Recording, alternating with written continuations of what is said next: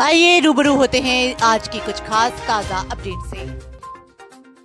तिरुपति प्रसादम विवाद। वृंदावन में सुनने को मिला है कि सही क्वालिटी का खोया इस्तेमाल नहीं किया जा रहा। तिरुपति प्रसादम विवाद पर समाजवादी पार्टी के सांसद डिंपल यादव ने कहा कि कहीं न कहीं ये संबंधित विभाग की विफलता है।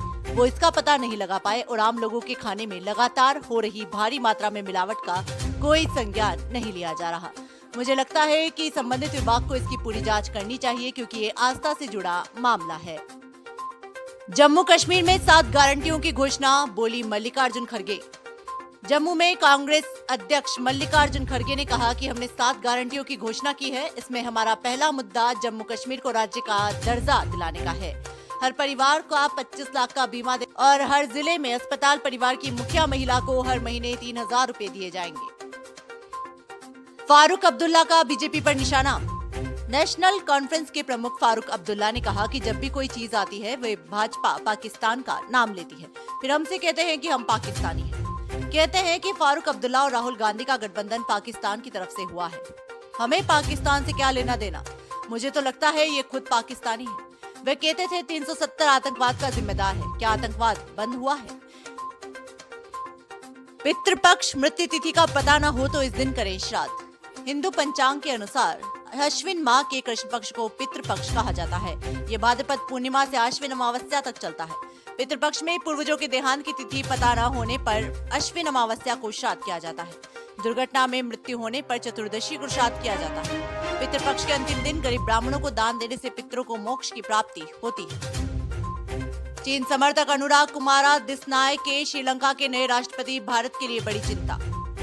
श्रीलंका में अनुराग कुमारा दिसानाय के नए राष्ट्रपति बने हैं। वो चीन के समर्थक हैं और भारत के लिए ये चिंता की बात है। दिसानाय के नेशनल पीपल्स पावर एनपीपी नेता हैं और 54% वोटों के साथ जीत हासिल की है। वो 2019 में भी राष्ट्रपति पद का चुनाव लड़ चुके हैं।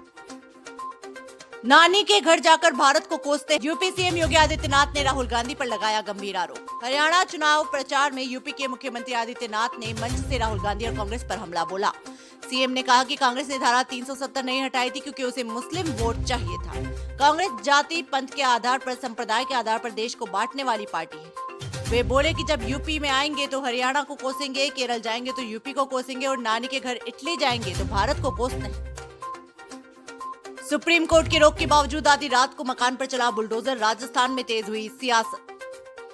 राजस्थान के राजसमंद में 17 सितंबर को एक मकान पर बुलडोजर चलाया गया। इसके बाद से मामला गर्मा गया है। पीड़ित परिवार का कहना है कि उन्होंने इस मकान को बनाने में 25 लाख खर्च किए थे।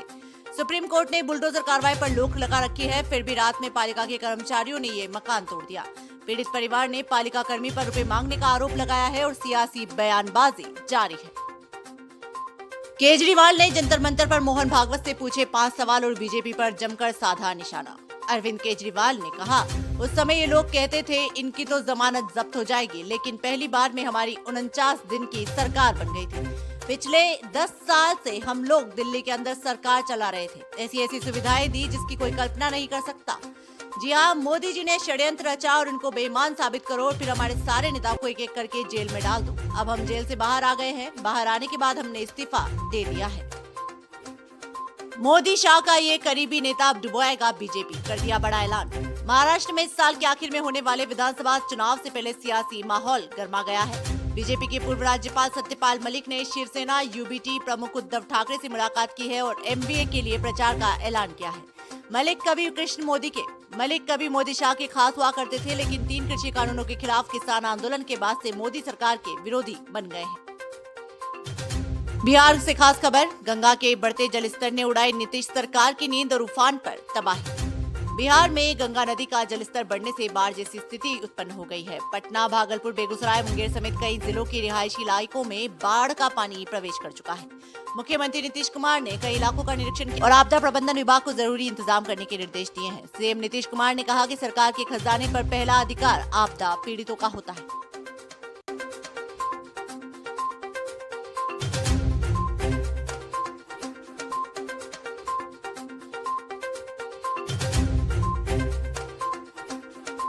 देश दुनिया की तमाम बड़ी खबरों से जुड़े रहने के लिए देखते रहिए पीटीवी हिंदुस्तान। यदि आपने अभी तक आपका अपना YouTube channel PTV Hindustan subscribe नहीं किया है तो अभी सब्सक्राइब कर लें, बेल आइकन जरूर दबा दें।